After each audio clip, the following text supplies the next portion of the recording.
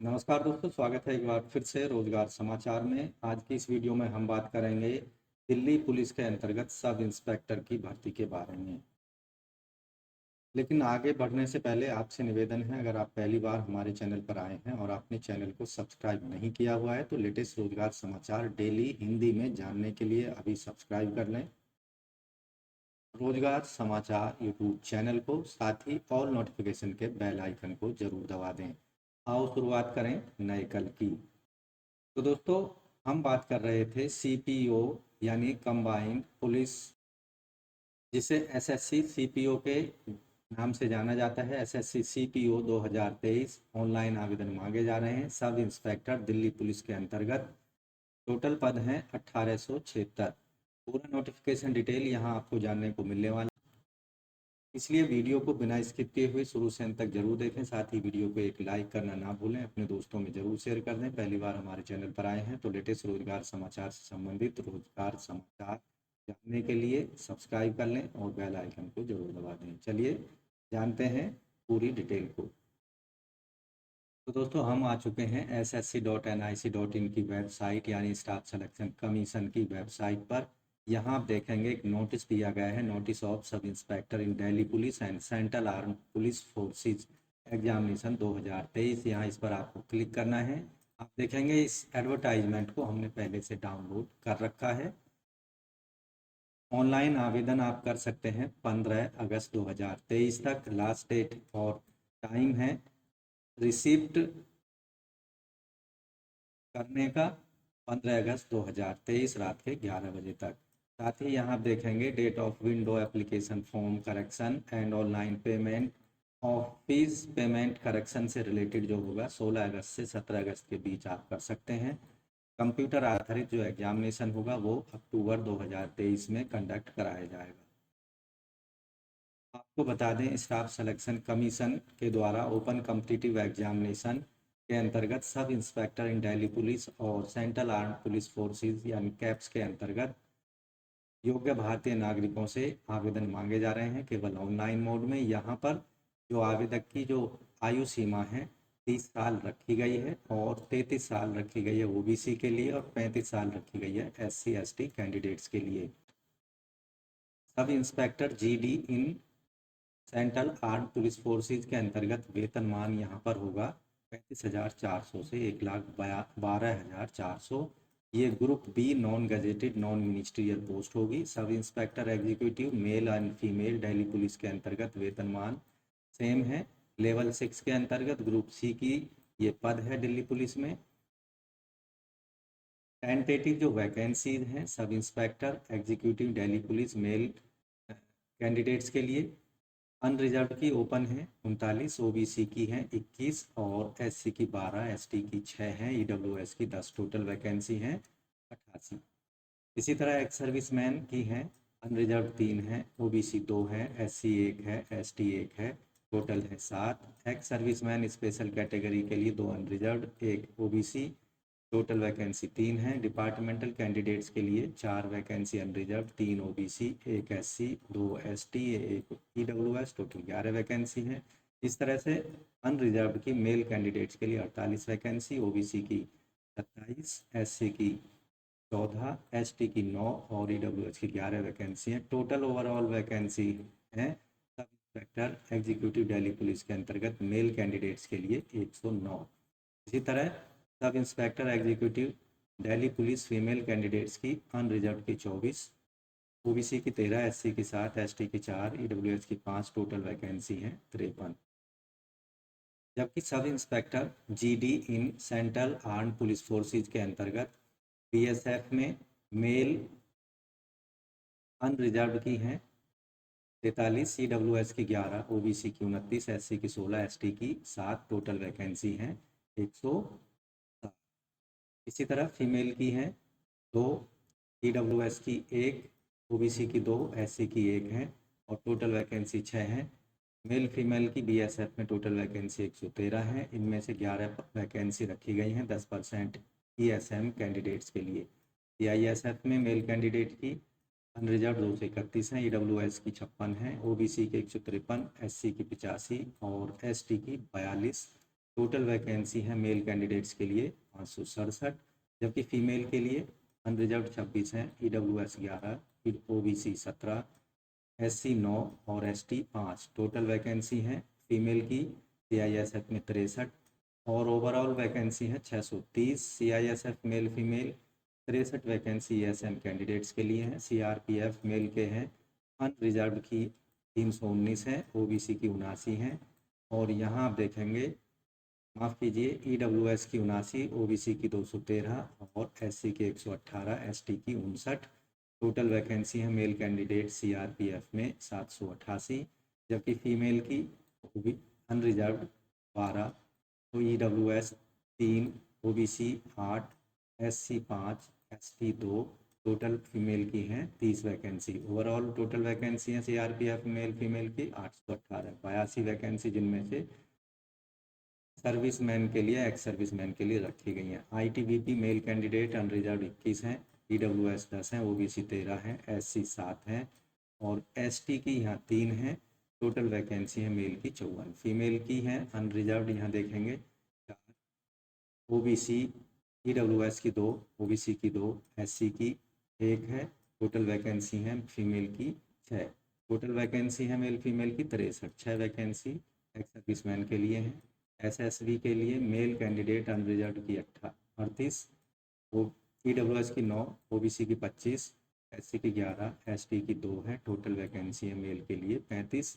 Female की यहाँ देखेंगे आप, जो OBC कैंडिडेट के लिए 2 हैं, SC के लिए 3, टोटल 5 वैकेंसी हैं।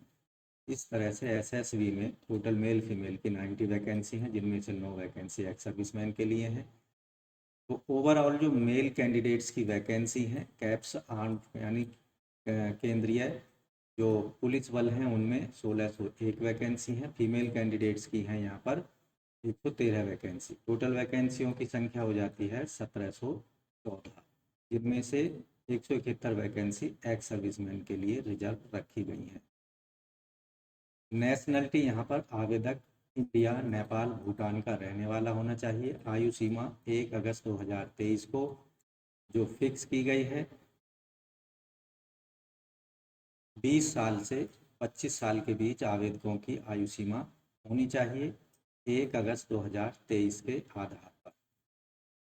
यहाँ जो रिलैक्सेशन दिया जाएगा अधिकतम आयु सीमा में SC ST को 5 साल, OBC को 3 साल, एक्स सर्विसमैन को 3 साल और यहाँ जो विडोज हैं, डाइवोर्सी वुमेन हैं, उनके लिए 35 साल तक की आयु रखी गई है। विडोज डाइवोर्सी कैंडिडेट जो SC ST कैटेगरी की हैं 40 साल तक अप्लाई कर सकेंगी। डिपार्टमेंटल कैंडिडेट्स को 30 साल तक यहाँ पर अधिकतम आयु सीमा दी गई है। डिपार्टमेंटल कैंडिडेट OBC को 33 साल, डिपार्टमेंटल कैंडिडेट SC ST को 35 साल तक की अधिकतम आयु सीमा में यहाँ छूट दी गई है।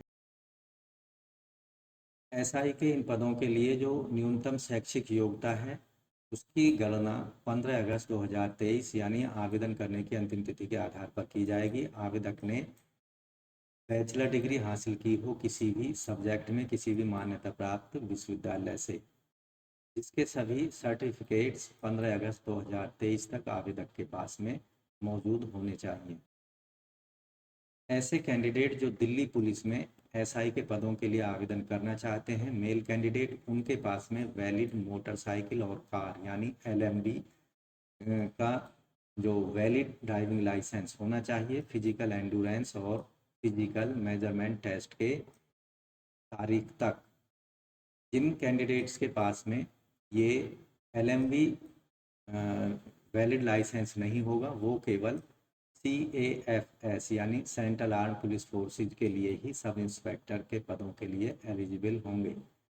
कैसे अप्लाई करना है? आपको ssc.nic.in की वेबसाइट पर जाकर केवल ऑनलाइन मोड में 15 अगस्त 2023 रात के 11 बजे तक अपने एप्लीकेशन फॉर्म को हर हाल में सबमिट कर देना होगा। सब इंस्पेक्टर के इन पदों के लिए जो आवेदन शुल्क रखी गई है 100 रुपये होगी, जो कि नॉन रिफंडेबल होगी। कैंडिडेट्स तथा SC ST और एक्स सर्विसमैन कैंडिडेट्स को फीस पेमेंट करने की कोई आवश्यकता नहीं है। फीस का पेमेंट केवल ऑनलाइन मोड में credit card, debit card, net banking के माध्यम से किया जा सकेगा। अगर दोस्तों आपके एप्लीकेशन फॉर्म में कोई गलती हो जाती है तो उसमें आप करेक्शन कर सकते हैं 16 अगस्त से 17 अगस्त के बीच, और उसके लिए आपको सुधार शुल्क या करेक्शन चार्जेज 200 रुपये देने होंगे। अगर उसके बाद भी आपका कोई करेक्शन छूट जाता है और आप दोबारा से करेक्शन करना चाहते हैं तो रीसबमिट मॉडिफिकेशन और corrected application fees for first time, जबकि दूसरे टाइम के लिए 500 रुपये फीस आपको ऑनलाइन मोड में पेमेंट करनी होगी अगर आप दोबारा से रेक्टिफिकेशन या फिर करेक्शन मॉडिफिकेशन अपने एप्लीकेशन फॉर्म में करना चाहते हैं। Centre of examination online application form भरते समय आप अपने मनपसंद का सेंट्रल रीजन के अकॉर्डिंग, यानी जो भी आपका रीजन है उसके अकॉर्डिंग आपका मनपसंद का एप्लीकेशन फॉर्म में एग्ज़ाम सेंटर आप भर सकते हैं दिए गए सेंटर्स लिस्ट से। एग्जामिनेशन स्कीम जो यहाँ पर रखी गई है, examination will consist of paper 1 physical standard test PST and physical endurance test PET। Paper second जो होगा उसके बाद पेपर सेकेंड और डिटेल मेडिकल एग्जामिनेशन किया जाएगा, यानी यहाँ पर जो 3 स्टेज का रिक्रूटमेंट प्रोसेस होगा। पेपर फर्स्ट में जो यहाँ स्कीम है इसमें 4 पार्ट होंगे। पहले पार्ट में इंटेलिजेंस और रीजनिंग पर आधारित 50 प्रश्न होंगे 50 अंकों के। दूसरे पार्ट में जनरल नॉलेज और जनरल अवेयरनेस पर 50 प्रश्न होंगे 50 अंकों के। थर्ड पार्ट में क्वांटिटेटिव एप्टीट्यूड पर 50 प्रश्न 50 अंकों के। चौथे पार्ट में फोर्थ पार्ट में इंग्लिश कॉम्प्रीहेंशन पर आधारित 50 प्रश्न 50 अंकों के होंगे। टोटल प्रश्नों की संख्या होगी 200। इसी तरह यहाँ पर जो टोटल समय दिया जाएगा 200 प्रश्नों को सॉल्व करने के लिए 2 घंटे दिया जाएगा। पेपर सेकेंड जो होगा इंग्लिश लैंग्वेज और कॉम्प्रीहेंशन पर आधारित होगा। यहाँ 200 क्वेश्चन पूछे जाएंगे जो कि बहुविकल्पीय है, यानी मल्टीपल चॉइस क्वेश्चन होंगे। अधिकतम यहाँ पर निर्धारित अंक हैं 200। 2 घंटे का यहाँ पर सेकंड पेपर को टाइम दिया जाएगा। क्वेश्चन पेपर की जो लैंग्वेज होगी बाइलिंगुअल यानी हिंदी इंग्लिश में होगी, केवल इंग्लिश पार्ट को छोड़कर और हिंदी पार्ट को छोड़कर। आपको ध्यान रखना है पेपर फर्स्ट और सेकंड दोनों में ही नेगेटिव मार्किंग का भी यहाँ पर प्रावधान किया गया है, यानी हर गलत उत्तर के लिए 1/3 1/3 आपके अंक काट लिए जाएंगे अगर आपका कोई प्रश्न गलत हो जाता है। ऐसे कैंडिडेट जिनके पास नेशनल कैडेट कॉर्प्स यानी NCC सर्टिफिकेट्स हैं 15 अगस्त 2023 तक उनके पास में, तो उन्हें बोनस अंक दिए जाएंगे। NCC C सर्टिफिकेट वालों को 10 अंक दिए जाएंगे, 5% of maximum marks. B certificate वालों को 6 अंक और A सर्टिफिकेट वालों को 4 अंक यहाँ पर दिए जाएंगे। अगर आपके किसी प्रश्न में कोई दिक्कत आती है, डिस्क्रिपेंसी डिफरेंस या डिस्प्यूट होता है, तो उस स्थिति में केवल इंग्लिश और हिंदी इन दोनों लैंग्वेज में से केवल इंग्लिश वर्जन को प्रीफ्रेंस दी जाएगी, यानी जो इंग्लिश वर्जन का प्रश्न होगा उसको वरीयता दी जाएगी, उसको सही माना जाएगा। इंडिकेटिव सिलेबस यहाँ पर पेपर फर्स्ट पर आधारित दिया गया है, जनरल इंटेलिजेंस और रीजनिंग पर आधारित। यहाँ डिटेल में आप सिलेबस देख सकते हैं एडवर्टाइजमेंट में जाकर। General knowledge and general awareness quantitative aptitude पर आधारित सिलेबस है। इंग्लिश कॉम्प्रीहेंशन पर आधारित सिलेबस है। पेपर सेकंड जो कि इंग्लिश लैंग्वेज और कॉम्प्रीहेंशन पर आधारित 200 प्रश्न होंगे उस पर सिलेबस यहाँ पर आपको मिल जाएगा।